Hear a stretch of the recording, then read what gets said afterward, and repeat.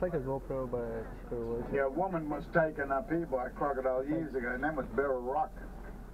But other locals were taken as well, further up the river, near the old crossing and all that. People used still go fishing there. Some people used to, even today, some people still go driving up in that area, you know, spearfishing by themselves. I must add, just to have somebody just sitting on the bank and watching them dive and just get a rock and throw it in the water if there's a crocodile around, you know, just to warn them. Well, they can do that. I won't do that. But yeah, Beryl was taken up here at Barrett's Creek. But yeah, somebody's birthday, and all the drinks were flowing. The jigging was there, you know, jigging. You know? That's what they could do. Jigging. Yeah. I won't say the other word in front of the kids. Yeah. So, you know, it was that sort of thing happening, you know. And it was like 8:30 at night, then it was like, it was game enough to go for a swim. And it was like, oh.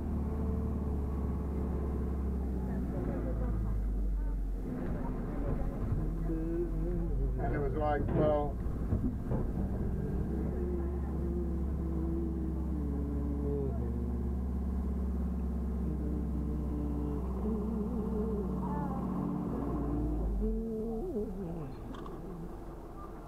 So I ate them little egrets over there, see? So I ate them, decided to go for a swim. And like I said, 8:30 at night.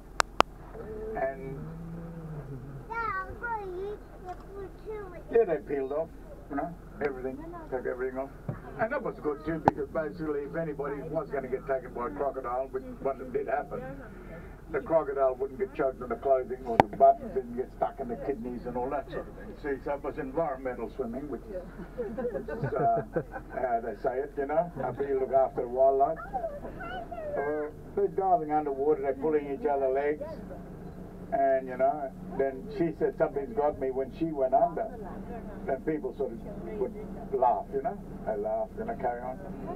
And then she didn't surface, and it was like, the panic set in then, so they jumped, get out of the water, she shot a few crocodiles in that area, and they reckon they actually took the one that, shot the one that actually,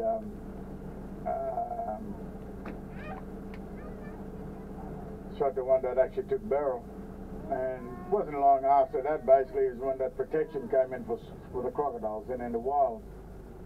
Then downstream, you got those coconut trees down there. See those big trees there? The one furthest away from the coconut tree there, that's where the house is. And you come 100 metres back upstream, there's a big crocodile nest right where that mangrove goes right down to the below, see? So that crocodile nest there, but it was there for years. 3.5 metre croc, I think, that one. 1 metre croc. And the family was doing crocodile cruises on the river, the Daintree River Trains cruise. But you get that big tide, the mum and dad would swim around the house. And as far as they're concerned, they were safe, you know, they got all that mangrove all around them.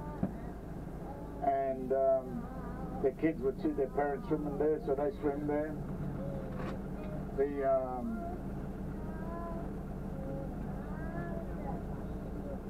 The kids come home from school, hot day, big tide, go for a swim.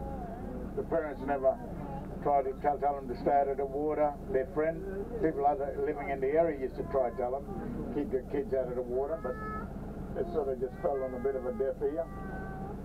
Then about 3.5 years ago or so, that's when their 5-year-old son was in the water. He's swimming, hot day. He got a boogie board, he got his dog on the boogie board, barking away. 7-year-old brother on the driveway, teasing the dog as well. Mum was in the house and Dad was on the boardwalk. And there was that big crocodile swimming along the edge. His name was Yellowtail. 5 metre croc, you know. Wow. Big one. Bit over. And that's the dominant male down this side here on our right. See, that sometimes we would clash with another one up here called Gummy, and the other one was Fat Albert. But Gummy was the one they always used to clash with, that big croc. So I swam through this little creek over here where we're going to bird, through the mangroves. You seen the dog on the boogie board, he lined him up, but he missed him, you know. He got so close to that dog, they reckon he broke the collar of the dog. So when that dog escaped, He then turned his attention to the boy because the boy is still in the water. He hasn't moved. He's frozen in fear. Like he's got his brother yelling out to him to get out of the water, mum's yelling out through the window to get out of the water, but he's just staring into space, you know. He hasn't moved. That's when the croc grabbed him. They caught him just down around the bend there, see? And they took DNA from the crocodile. Not DNA, made the little boy.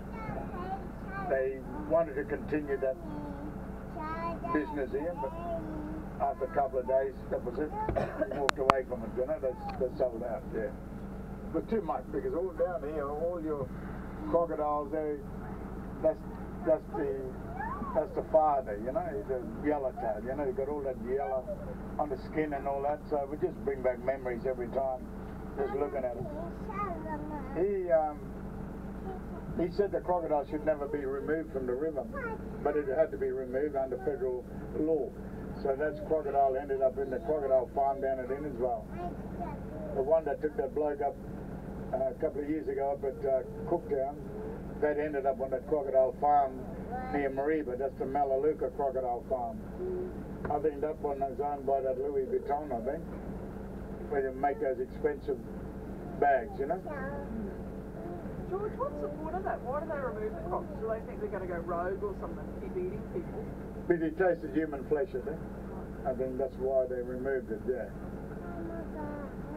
He spoke out against it in the paper, that's what he said. He said it should not be removed, but I mean, crocodiles, people were taken by crocodiles south of Cairns, you know, in the Russell River, Mulgrave River, but they've never been, yeah. But they've never been removed, you know. Young girl, they're pulled straight from the head, straight into the water. Picking up mussels, you know, leaning over the bank. Her brother was only from here too, that these fellas are standing there. Look, she was here, her brother was there. Didn't even see her because of the root system, you know. Just pulled her, because she was lying down on her stomach. And it just pulled her straight over the side, yeah.